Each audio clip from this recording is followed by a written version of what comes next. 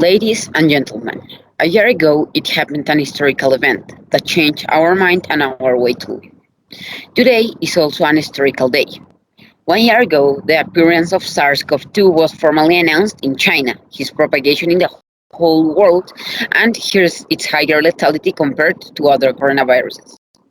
Today, March 8 of 2021, we announced the arrival of the COVID vaccines in the UK and its possibility of stopping the contagion and a great wave of deaths.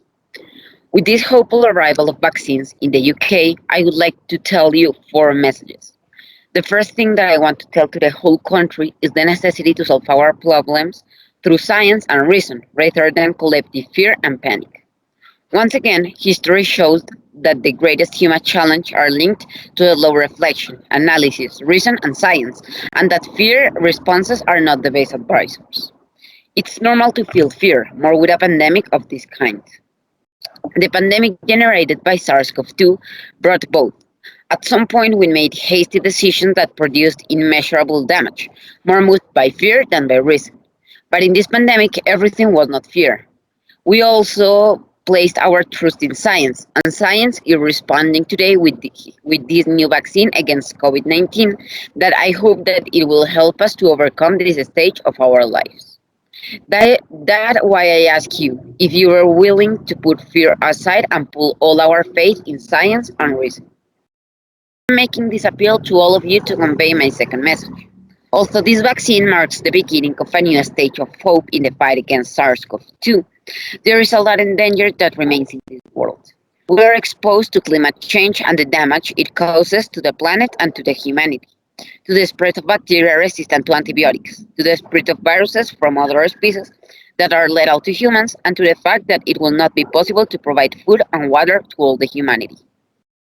These dangers of what I'm talking about are a call to reevaluate our life patterns and especially our consumption patterns, because many studies show that this is what generated this virus.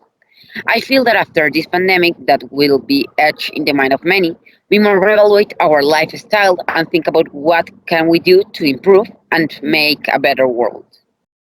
We must be honest with ourselves because we are in a good measure responsible for the tragedies that have been occurring in the world.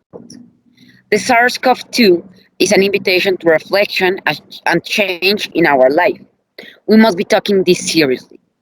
So I ask you, all of you, if you are agreed to reflect on all of these issues to make a better world. Third message that I want to say in this short speech is to take advantage of favorable conditions in the United Kingdom.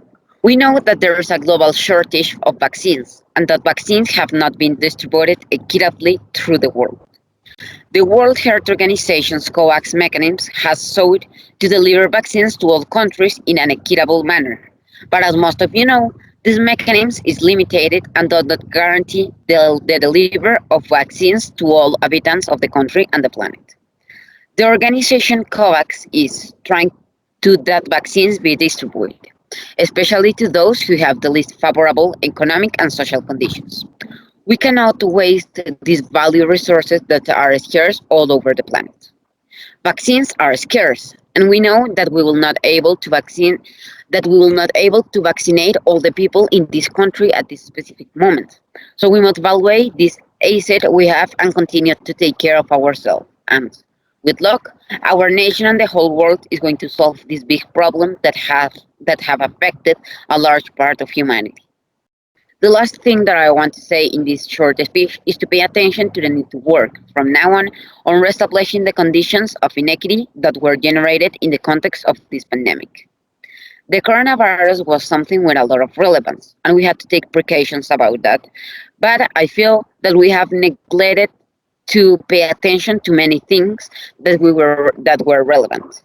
Vaccination will give us the opportunity for children and young people, those least vulnerable to SARS-CoV-2, those who for now will not receive the vaccines, and those most affected by the isolation measures to return to schools, to universities, to their sports training grounds, to their essential living space.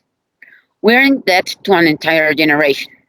This vaccination will take away all excuses to continue depriving them of their rights and forces us to work for the generation that had to sacrifice all this year. These were the four messages that I wanted to tell to all of you in this short speech. I wish you luck to the whole nation and remain hopefully we can overcome this event. I wish each and every one of you all the best. Welcome to this stage of our lives.